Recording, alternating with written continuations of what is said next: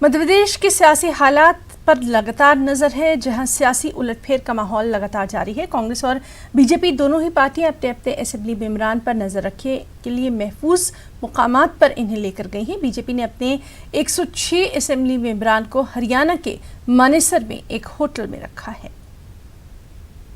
सिंधिया के इस्तीफे और बीजेपी ज्वाइन करने के बाद मध्य प्रदेश की राजनीति में बदलाव होना लाजमी है और उसी के मद्देनजर जो तमाम विधायक हैं उन्हें अलग अलग जगह भेजा गया है। इस वक्त हम मौजूद हैं आईटीसी मानेसर के पास, जहां पर 106 जो तमाम बीजेपी के विधायक हैं मध्य प्रदेश में, उनको यहां पर रखा गया है। उनको किसी से मिलने की इजाजत नहीं है।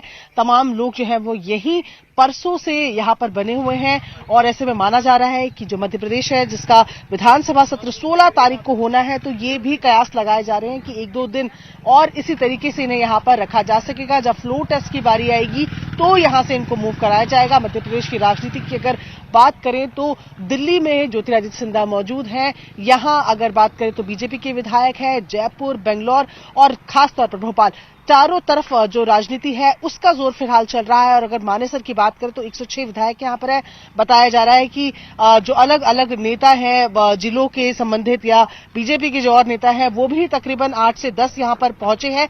पर फिलहाल जितने विधायक हैं उन्हें किसी से मिलने की इजाजत नहीं दी जा रही है। मीडिया यहां पर खड़ा है, मीडिया को इस पॉइंट के आगे जाने की इजाजत नहीं दी जा रही है। तो कयास फिलहाल यही लगाए जा रहे हैं कि फ्लोर टेस्ट तक इन लोगों को यहां रखा जाएगा और उसके बाद ये लोग यहां से भोपाल की तरफ बढ़ेंगे।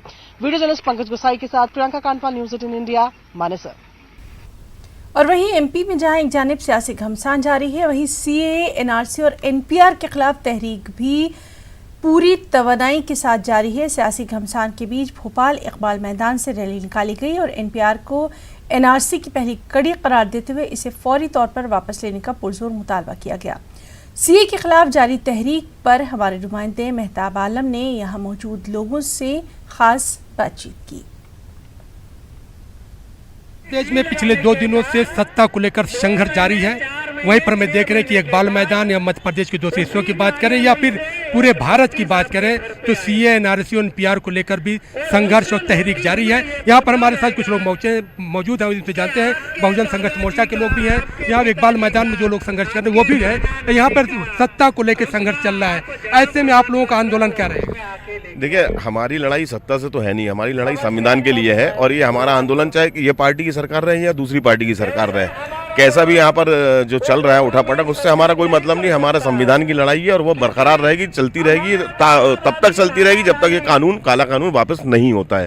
तो ये तो मुस्तकिल चलती रहेगी। हमें इससे ये चलता रहेगा। आप लोगों ने रैली निकाली, पूरे भारत में रैली निकाली है, इसके कहाँ पे डर नजर आ रहा है कि सरकार झूठ बोल रही है? ये हमारे पूरे भारत में 31 राज्यों में और 542 जिलों में आज समस्त 542 जिलों के समस्त तहसीलों में आज हमारा धरना प्रदर्शन, रैली का प्रदर्शन का है हमारा कार्यक्रम।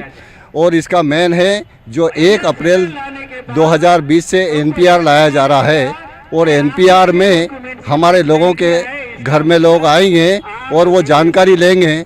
उस जानकारी का हमारे ही विरोध में वो उपयोग करेंगे, क्योंकि वो डॉक्यूमेंट अभी नहीं मांगे रहे, लेकिन डॉक्यूमेंट जब आप जानकारी दे देंगे, उस जानकारी को लेकर के वो 3 महीने 6 महीने बाद हमारे घर पे नोटिस दे करके और हम लोगों से जानकारी मांगेंगे। और वो जानकारी में हमारे लोगों की date of birth, date of place, ये जानकारी मांग रहे हैं।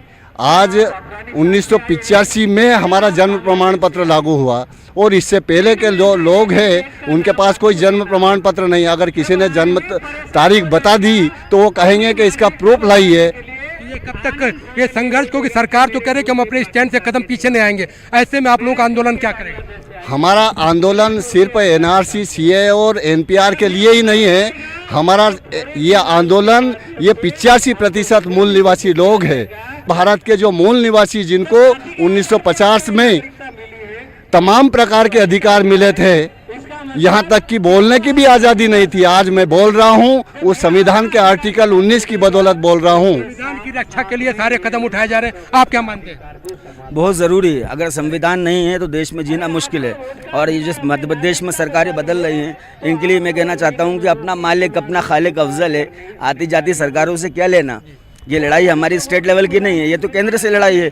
और रही बात ये कि काला कानून हटा रहा है नहीं हटा रहा है, जनाब हमने आज़ादी की लड़ाई बरसों लड़ी है। हम जब नहीं हटे तो अब इन छोटी छोटी चीज़ों से क्या हटेंगे। हम ये काला कानून वापस करवा के रहेंगे, हर हाल में रहेंगे, हर सूरत में रहेंगे। आप जितने जुल्म सितम करना है कर लीजिए, हम भी अपना सीना चीरा कर खड़े हुए हैं। आइए इस्तेमाल कीजिए अपने जुल्म सितम को। हम देखते हैं कि यहाँ पे जो लोग भी हैं, जो अलग अलग कम्युनिटीज़ के लिए, उनका मानना है कि इनकी लड़ाई जो है आती जाती सरकारों से नहीं है। अगर कमलनाथ हुकूमत नहीं रहती, भारतीय जनता पार्टी की सरकार आती है, कोई भी सरकार आती है, इनका आंदोलन जो है संविधान को बचाने को लेकर है। और संविधान को बचाने को लेकर इनका संघर्ष न सिर्फ मध्य प्रदेश में बल्कि पूरे भारत में जारी रहेगा। कैमरामैन संजय नामदेव के साथ मेहताब आलम, न्यूज़ 18 भोपाल।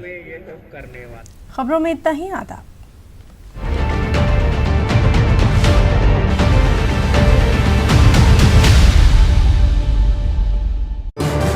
इस प्रोग्राम को पेश करने में ताउन